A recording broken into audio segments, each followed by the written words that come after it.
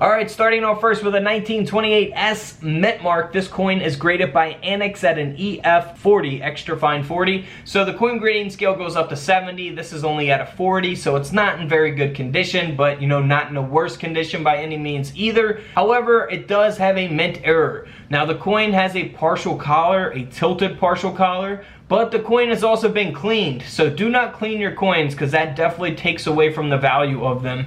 But the coin still sold for over $370 because of the mint error. Now had this coin not been cleaned, it could have sold for a lot more money. Now here is a 1928D mint mark. By the way, the mint marks will be on the reverse of the coin at the bottom. You will either have a no mint mark, which there would be no mint mark at all, a D mint mark, or an S mint mark for the 1928 Mercury dime. In this case, this 1928 D mint mark at a AU50 grade by PCGS, the coin grading company, this coin ended up selling for around $130. Now, if we compare that, if we go from an AU50 grade to a Mint State 67 grade with full bands, this 1928D Mercury dime sold for $36,000. Big difference from 130 to 36,000. What would you guys do with 36 grand? Let me know in the comments below. The reason that this sold for that much is because simply its condition. It has that very high grade of a Mint State 67 with full bands.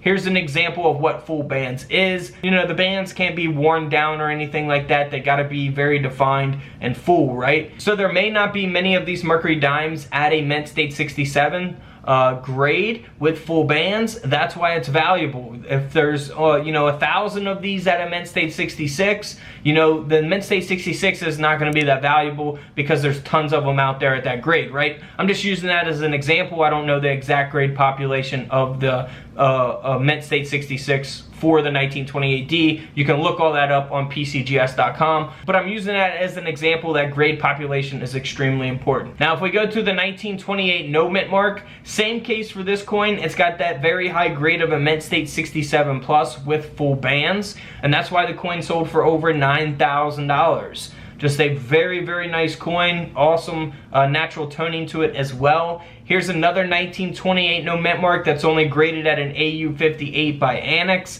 This coin only sold for around $20. Big difference from $9,000 to $20 based on the condition or the grade of the coin. Now here is a mint error coin from 1928, the Mercury dime that was struck 20% off center. The coin has been cleaned, unfortunately. Again, do not clean your coins.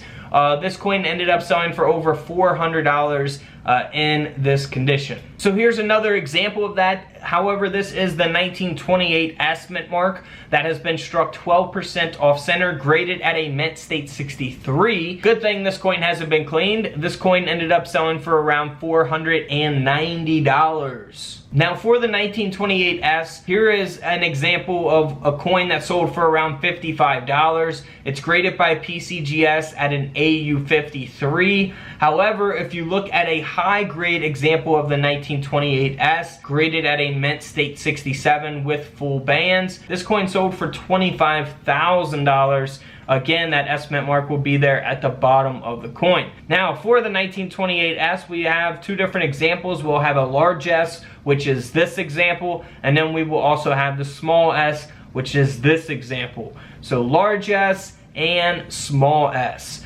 Now, for the 1928, they did no mint mark. They produced over 19 million of those coins. So again, they're not valuable in terms of how many they made, but there are different conditions or different grades that can give them value, and also different types of mint errors. Alright guys, don't forget to subscribe in the middle. Check out the videos to the left of me, and until tomorrow, I'll see you guys in the comment section below. This is Couch Collectibles, and this is where I disappear.